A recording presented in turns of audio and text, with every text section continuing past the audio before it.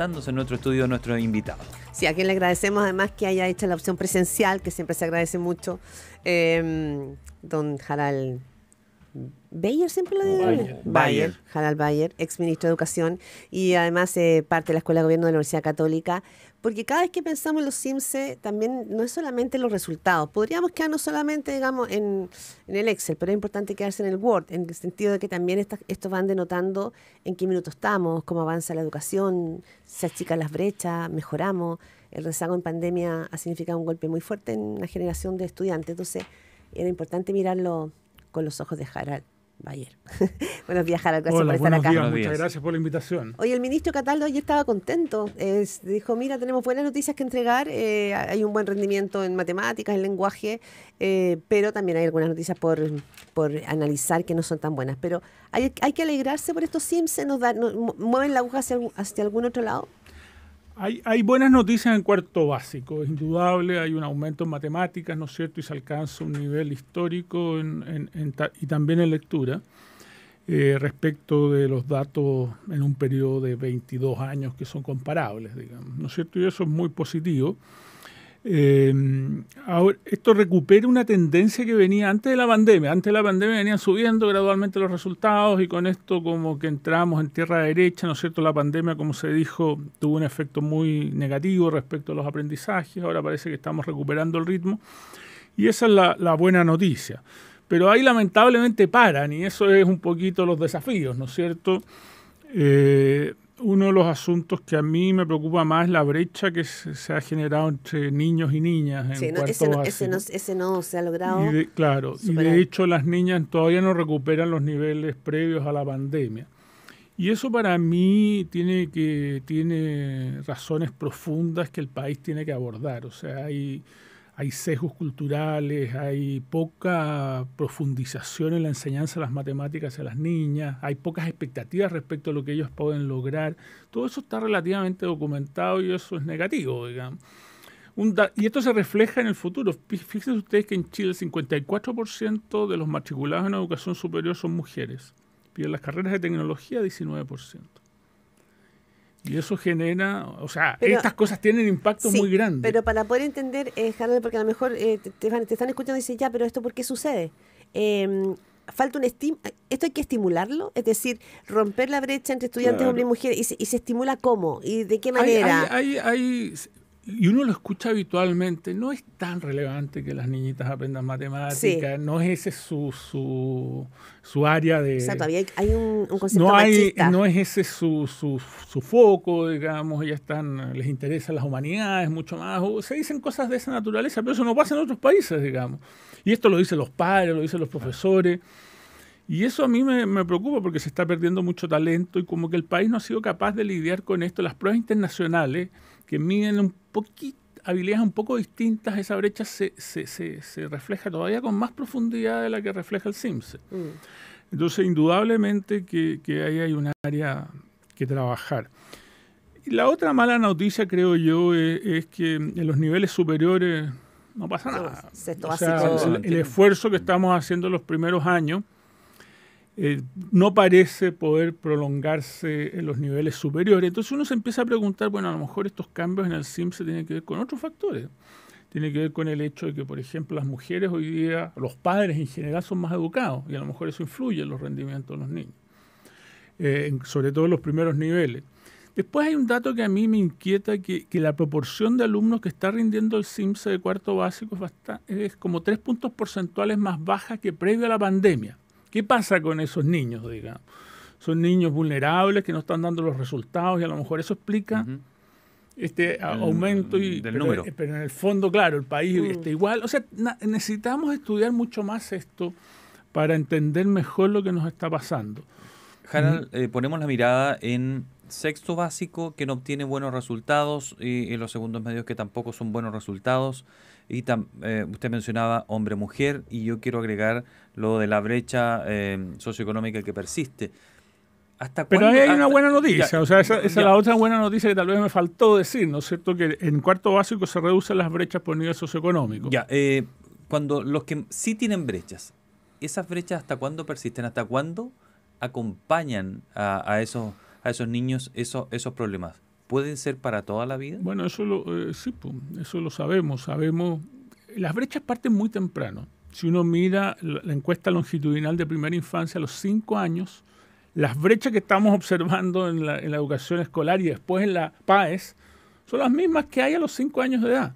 O sea, el sistema educacional no es capaz de corregir esas brechas, en parte porque no ha invertido suficiente en la educación de primera infancia para asegurar de que esas brechas iniciales, que tienen que ver con el capital cultural de la familia, con el hecho de que hay hogares donde los niños están muy estresados y por lo tanto su desarrollo cognitivo y sus habilidades emocionales no se desarrollan con la misma fuerza que en hogares donde eso... Pero ese niño que está en sexto, entonces, de otra manera, ese niño que está en sexto, que no está obteniendo buenos resultados, va a tener más problemas en la PAES, va a tener más problemas en su carrera universitaria y va a tener más problemas en su desarrollo profesional futuro. Exacto. Desde ya. O sea, eso lo sabemos. Hace poco, y creo que lo comentamos en un programa, vimos los resultados de la encuesta de adultos, de competencias lectoras de adultos, y las brechas que se ven ahí son impactantes. Ahora, Harald, y también entre hombres y mujeres, entre paréntesis. Harald Bayer, usted fue ministro de Educación. Fue una buena experiencia, también me imagino una mala, porque usted salió ahí... Eso es compleja. Ya no, pero la anulé, lo borré. Pero no, lo que estoy pensando es que si uno mira por el espejo retrovisor, en todas las campañas presidenciales, y este es un año electoral, todos los candidatos hablan de mejorar la educación. Y todo el mundo tiene fórmulas para mejorar la educación, porque la verdad es que por diagnóstico y fórmulas Chile tiene un contingente grande. Se ha invertido. O sea, si uno mira desde, no sé, de los 90 en adelante, se ha invertido. Y a veces tengo la sensación de que nos quedamos solos y quién subió, quién bajó, quién subió, pero hay cosas que se repiten. La brecha de entre niños y niñas, la brecha socioeconómica, el rezago que va quedando. También tenemos, ¿no es cierto?, una importante deserción escolar que ha ido creciendo. Entonces, si miramos la panorámica, no solo los de este CIMSE, ¿vamos mejor? ¿Vamos peor? ¿Estamos pegados? O sea, estamos relativamente estancados. Y quiero corregir un aspecto de lo que dice. Se habla mucho de educación, se dice estas son las inversiones importantes, pero no todas se hacen. Un solo dato. A los 3 años en Chile la cobertura es 55%. En los países de la OECD es casi 100%. Hay varios países con 100 y están todos avanzando. Nosotros estamos estancados hace rato en 55%. Y no hemos invertido suficiente para asegurar que los primeros años de vida tengan una experiencia valiosa. Pero nosotros se lo preguntamos al ministro Cataldo. La pobreza en Chile ha caído la pobreza, pero la pobreza infantil y juvenil sigue siendo alta en Chile. Pero nosotros se lo preguntamos al ministro y él decía que mucho del presupuesto, porque siempre dice, creció el presupuesto de educación este año un X%. Y dijo, pero un gran porcentaje, dijo, tengo que reconocer, se va a compromisos y cosas pendientes que tenemos. Incluyendo el CAE, entre otras cosas que hay que ir sumándole. Y por eso es que no va tanto a la primera. Claro, piensen ustedes que el presupuesto este año en educación está aumentando 536 mil millones de pesos, que es mucho dinero. 525 mil de esos van a educación superior. Y lo otro va a alimentación escolar, básicamente. Que no deja de ser importante. O sea, casi nada a los niños. Claro, y una parte importante de eso va a financiar las garantías del Estado. O sea, la gratuidad, desde luego, es el gran pedazo, pero hay una parte importante que ha ido creciendo, que es financiar las garantías del crédito con aval del Estado que no se está pagando. Entonces uno dice, bueno, hay que acelerar la posibilidad de recuperar esos créditos porque esos son dineros que hacen más sostenible el sistema y que permiten liberar recursos para invertir, por ejemplo, en primera infancia. Entonces, no todas las cosas que se dicen se terminan haciendo, digamos, ¿no? Entonces, claro, hay una preocupación por educación, pero las decisiones difíciles que hay que tomar no se toman. El sistema político en ese sentido está muy fraccionado. ¿En general, derecha, izquierda, centro, todos? Sí, no. No tiene color político. No digo que tenga un color político particular. No, pensé que a lo mejor como de pronto hay foco, estoy pensando en este gobierno, que desde el día 1 ha puesto tiene una especial sensibilidad con el CAE. El propio presidente insiste en eso. Efectivamente se han ajustado las expectativas respecto a que no puede ser universal. Pero parte de las críticas es que, bueno, seguimos mirando al mundo universitario y poniendo quizás poca atención o poca fuerza en el mundo de la primera infancia, que es de donde finalmente es la cancha donde uno empieza a correr. Es que es muy difícil reasignar recursos en el Estado y eso requiere ciertos acuerdos transversales, requiere una cierta forma de operar en política.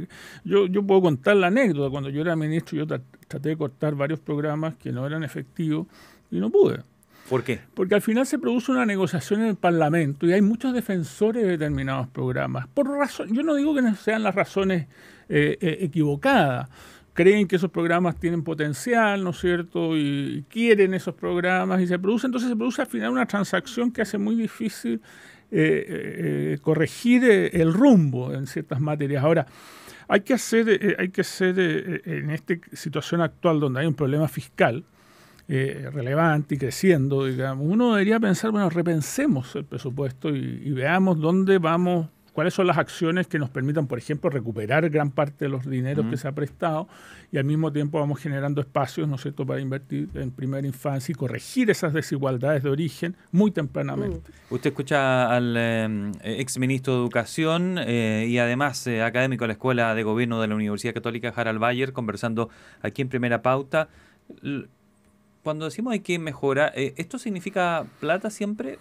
Me refiero a lo de la primera infancia, ¿o tienen que cambiar las estrategias pedagógicas los establecimientos? Hay una mezcla de factores, ¿no es cierto? ¿Y porque ahora algunos anduvieron bien? ¿Y por qué? Claro.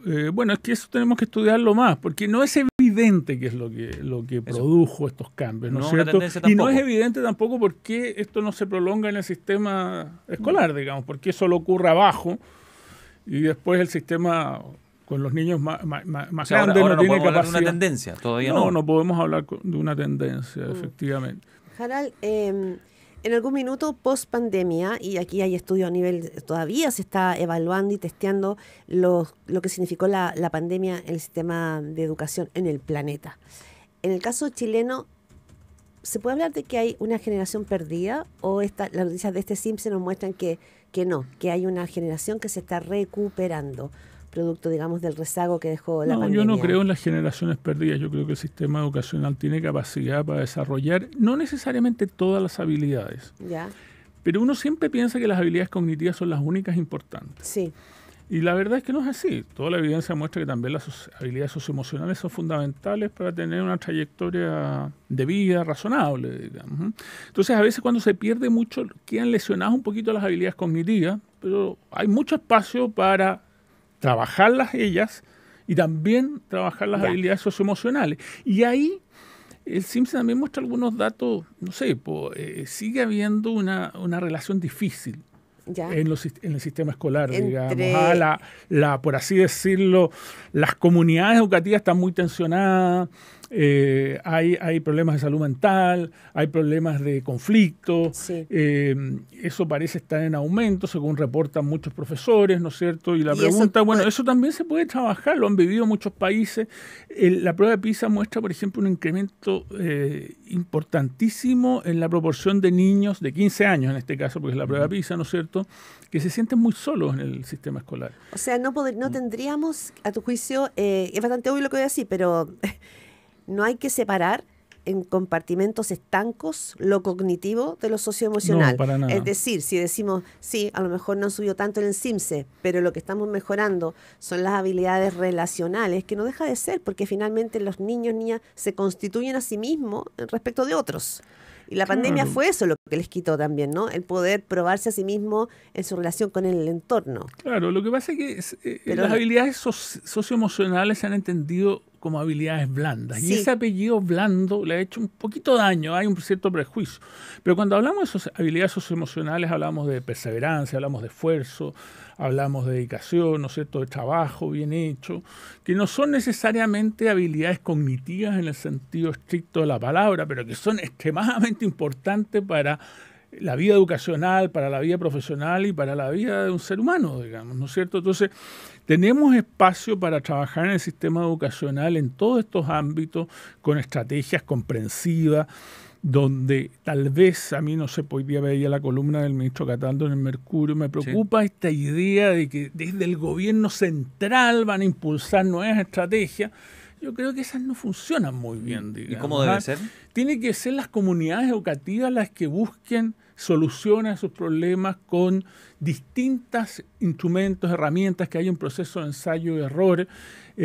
Lo que tenemos que lograr es un sistema educacional con más autonomía y que rinda cuentas de lo que está desarrollando con esa autonomía, digamos, y ahí a ir probando, ¿no es cierto? Pero yo no creo en esas estrategias comprensivas, diseñadas desde arriba. Creo que en el fondo hemos sabido que eso no produce grandes resultados. Y en ese problema, en lo que mencionan las comunidades educativas, qué rol estamos jugando o ausencia estamos teniendo los padres, porque hay una crítica permanente que los padres mandamos al colegio al niño que lo eduquen. Y el colegio dice, yo no puedo educar a alguien que usted no educa en su casa. Entonces, ¿cuánto nos hemos ido quedando atrás los padres? Porque el papá amigo, el papá cómplice de no poner esas reglas, cada vez más se ve en el colegio. Por eso que el alumno, nos lo decía el presidente del colegio de profesores, me lo decía hace 3 semanas, conversaba con él, dijo, ahora es muy común que el niño le falte el respeto al profesor, le da lo mismo, si le digo que lo voy a sancionar, le da lo mismo, me tira el cuaderno, o sea, él no tiene norma en la casa. Y si llamamos al papá, el papá me amenaza más encima. No, indudablemente que esos problemas existen, pero eso justamente el sistema educacional debería ser capaz de trabajar con esto, con estrategias que son conocidas, que existen en otras partes. Pero hay un cierto carácter insular en Chile que no miramos las experiencias de afuera y esas experiencias son muy útiles para aprender y desarrollarlas en Chile. Y existen y no son rocket science, digamos, sino que son cosas relativamente sencillas que suponen una buena práctica educativa y que nuestros profesores son capaces de hacerlo si son dejados en libertad un poquito para conducir este proceso en conversación con los padres. Si uno mira los resultados de las pruebas, ve que hay muchas diferencias en este comportamiento en distintos colegios. Y en colegios vulnerables y en colegios de élite, por así decirlo, socioculturalmente más elevados, digamos, donde se presentan los dos problemas igual, digamos. Hay colegios donde funciona bien y hay otros colegios donde... Entonces, esto trasciende la situación socioeconómica de los niños y de las familias, digamos. Ya, ese es un buen punto. Harald Bayer, no puedo dejar de aprovechar porque se nos va a volar el tiempo, pero ya que estamos en esto, lo que viene este año es una campaña política intensa, electoral. Ayer vimos a Evelyn Matei marcando los puntos, los ejes, ¿no es cierto? Tema migratorio, tema económico, seguridad, y probablemente eso van a ser los grandes ejes, no tanto educación, digo, hablando de esto.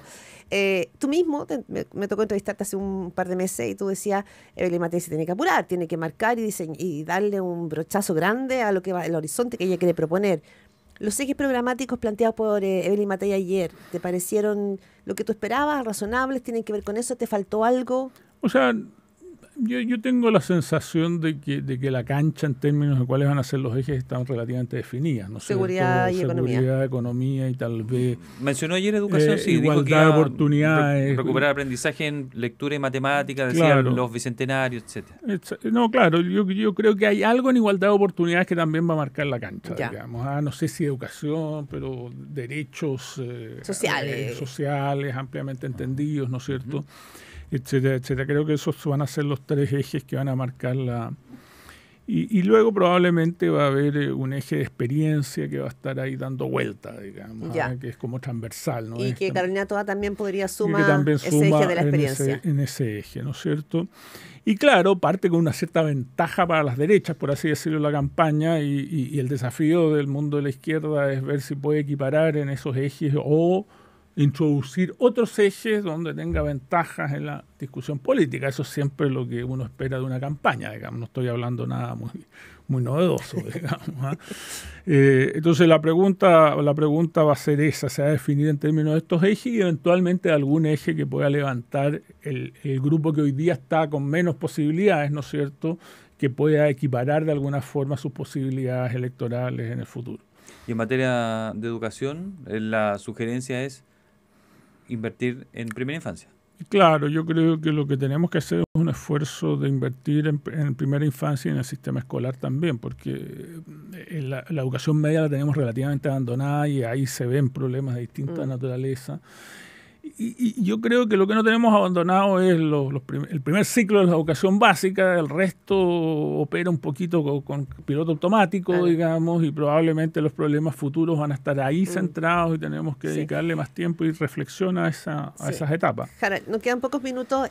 La bajada ya a terreno de Carolina Toa, que también tú lo planteaste, ordena mejor el panorama a tu juicio, pues tenemos hoy día un desorden en las izquierdas y otro desorden en las derechas. Tenemos 2 candidatas con experiencia, como tú dices, por ahora, pero con mundos políticos bien agrietados. Pero eso es lo que uno observa que ocurre en todo el mundo. O sea, a mí no me sorprende que esto esté, y cada uno va a tener que alinear y correr sus estrategias. Veo que Carolina Toa en sus primeros anuncios ha hecho una cierta separación ¿no es cierto?, de lo que ha sido izquierda el frente esfuerzo amplista. refundacional, por así decirlo, del gobierno actual.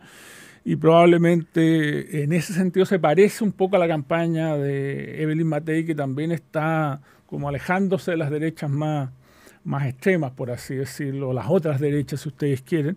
Y ahí se va a jugar un poquito esto. Va a ser una elección, me parece a mí, más parecida, por así decirlo, a la española que a la francesa, digamos.